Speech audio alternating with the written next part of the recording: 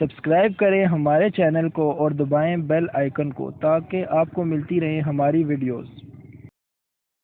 अस्सलाम वालेकुम friends, welcome करते हैं आपको birds tips and information point पे। मेरा नाम है हसन अब्बास और मेरे साथ हैं मोहम्मद अली। फ्रेंड्स, आज हम एक नए टॉपिक के साथ हाजिर हुए हैं जिसमें आज हमें हसन भाई फिंचेस की लाइफ सर्कल के बारे में बताएंगे और ये भी बताएंगे कि उनकी ब्रीडिंग का क्या हिसाब किताब होता है। फ्रेंड्स, वीडियो कंप्लीट देखिएगा, आपको पूरी इन्फॉर्मेशन इंशाल्लाह मिलेगी। और चलिए वीडियो शुरू करते हैं। तो फ्रेंड, जैसे कि अली भाई ने आपको बताया जाएगा, हमारा टॉपिक ये फिंच के बारे में, फिंच की लाइफ सर्कल और ब्रीडिंग सर्कल जो भी है, मतलब कितने डेज में अडल्ट होकर ब्रीड के काबिल सबसे जो होता है मैं आपको डिटेल से बताएंगे। तो फ्रेंड्स, फिंच एक ऐसी स्पैरो है, ये स्पैरो की मतलब फैमिली से आती है। तो जैसे कि हम घरों में पैरट्स वगैरह रखते हैं, कॉकटेल, लव बर्ड और ब्रीडिंग नेक वगैरह बड़े पैरट्स, और सबसे छोटा हमारा बजी से है जो मतलब कि उन पैरट से सबसे अच्छी ब्रीड करता है। और फिंच एक ऐसा है कि फिंच भी घरों में रखा जाता है, कॉलोनी में ब्रीड कराया जाता है केजी से, लेकिन हमारे यहाँ ज़्यादातर कॉलोनी में ब्रीड कराया जाता है इसकी। तो ये इसकी मतलब कि काफ़ी अच्छी ब्रीड है। ये आपको मैक्सिमम 8 से 10 क्लच एक ईयर में दे सकता है।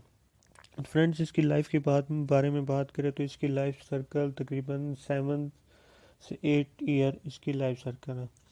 बाकी मतलब कि अगर ये वाइल्ड में हो तो उसकी ज़्यादा भी हो सकती है, क्योंकि हम केजीज़ में रखते हैं तो केजीज़ में अक्सर थोड़ी कम एज है मतलब कि पैरट्स की होती हैं, तो पैरट्स हो या स्पैरो जो भी हो।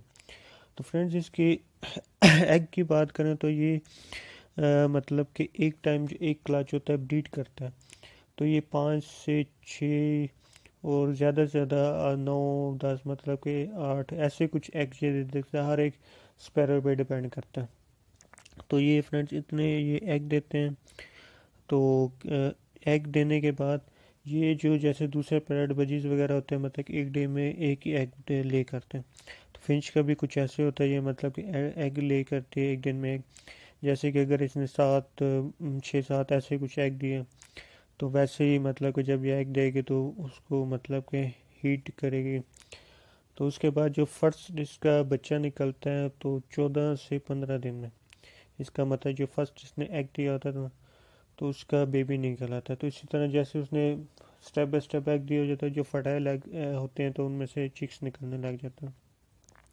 तो फ्रेंड्स, इसके बाद मैक्सिमम 2 वीक में जो फिंच का बच्चा होता है ना, वो मतलब कि जो यंग होता है वो मटकी या बॉक्स जो भी आपने लगाया उससे बाहर आ जाता है।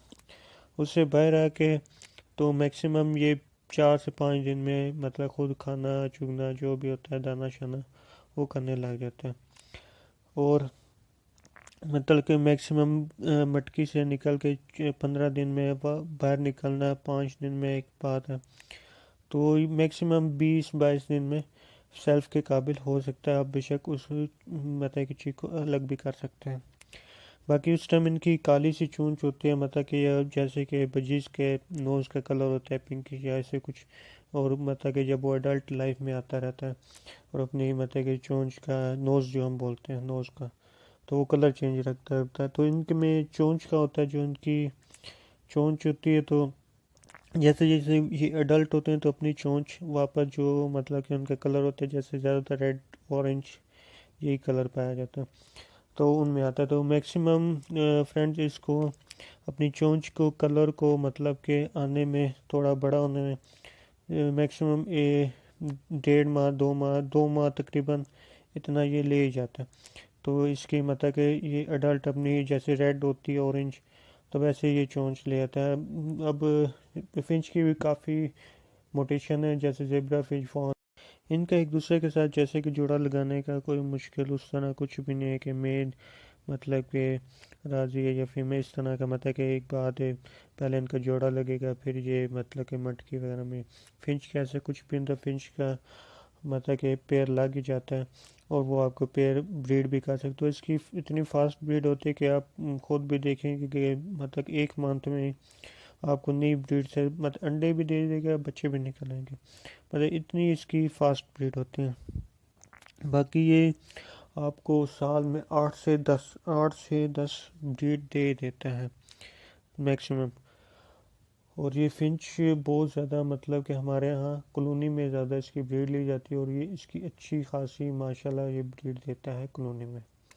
बाकी फ्रेंच का जो होता है इसका ज़्यादा मतलब कि जब ऐसे मौसम, अभी जब से सर्दियों का मौसम चल रहा है, तो अगर आपने कॉलोनी वगैरह छत वगैरह या कुछ ऐसी जगह रखी जो रूम के अलावा, तो इसका मतलब कि ढांपना, जैसे शीट हो गई, प्लास्टिक शीट उस टाइप की जो होती हैं उससे ढांपना, जैसे कि उससे मतलब सूरज की लाइट अंदर जाए, हवा ना जाए, हवा अटैक। फिंच एक ऐसी चीज़ है कि इसको अगर हवा लग गई या मोशन का इसमें बहुत ज़्यादा होता है, वो लग जाए तो फिंच मतलब कि एकदम ही एक्सपायर हो जाते हैं। तो इस बातों का ख्याल रखने इंशाल्लाह आपके साथ कुछ नए टॉपिक भी लेके आएंगे, नई भी वीडियोस बनाएंगे, तो हमारे साथ ही तो रहे। फ्रेंड्स, उम्मीद है कि आपको हमारी वीडियो पसंद आई होगी। अगर आपका कोई क्वेश्चन है तो कमेंट करें, हम उसका जवाब ज़रूर देंगे। और फ्रेंड्स, चैनल को शेयर करें, लाइक करें और सब्सक्राइब करना मत भूलिए। फिर मिलेंगे एक न्यू टॉपिक के साथ। अल्लाह हाफिज़।